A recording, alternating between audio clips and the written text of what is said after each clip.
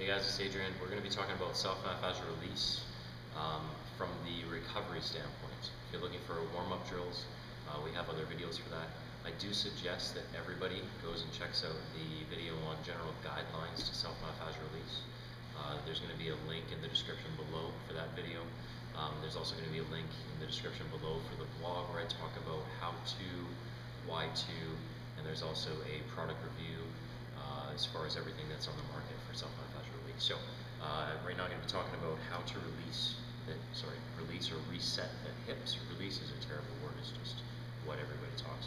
So two areas that need to be used for recovery. Okay? Now sometimes I'll do this between sets, but we're not talking about that.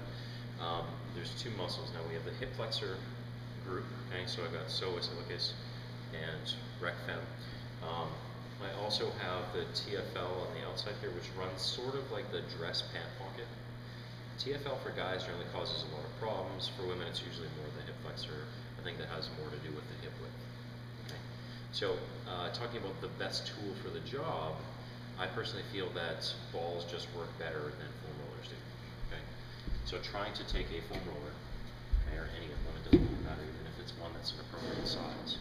Trying to take a travel roller and get into my hip flexor area, okay, can be somewhat uncomfortable.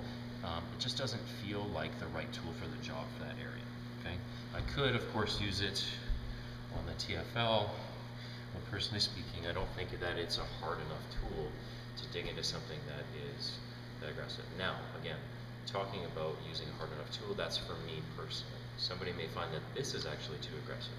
So again, you need to learn your own body. Go check out the guidelines video as far as that goes.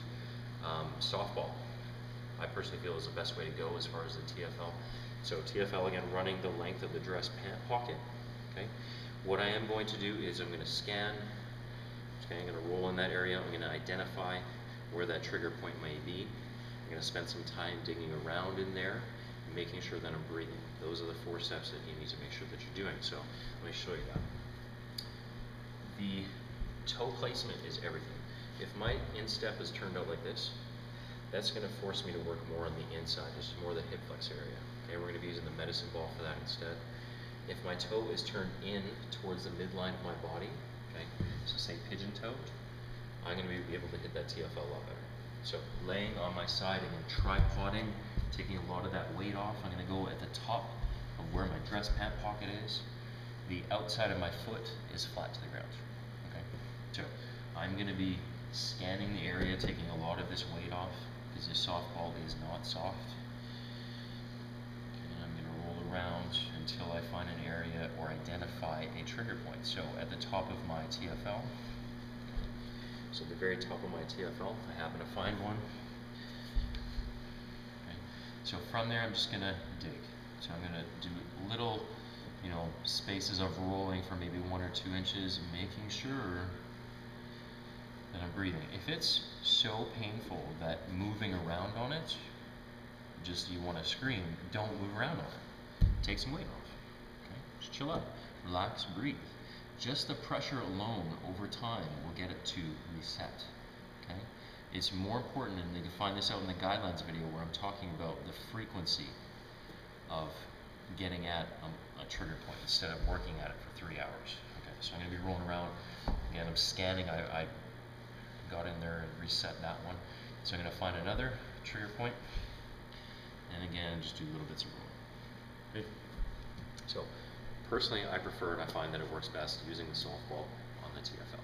By all means, a foam roller, a medicine ball, something else will work, but we're talking about the best tool for the job.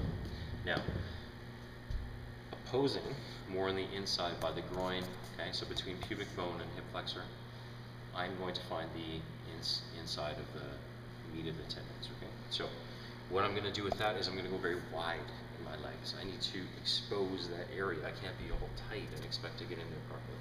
So again, tripoding, super, super, super important. Take weight off of your body. So I haven't even gotten on this ball yet, and I'm positioning myself with an open foot, okay, to get into and near the groin.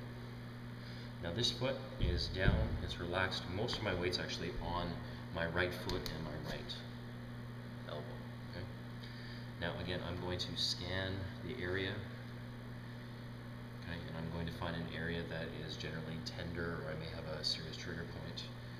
take more weight off, breathe. This isn't, with the hip flexor, I don't find it's an area that I need to be rolling around on and digging. I just need to lay on it for pressure and breathe. Okay. Once I've given that some time, it feels pretty good.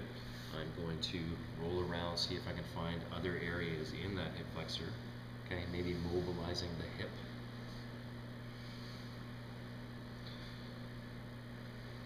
I found another trigger point. Again, scan, identify, dig, and breathe. So, that hip flexor feels pretty good. Obviously, I would go onto the other side, address the TFL, take the bigger ball and address the hip flexor. So, check out the other videos in the series. Do go check out the guidelines though, and check out the blog, which will also be in the description below, which will give you some ideas of how to and why to do self-myofascial release, as well as product review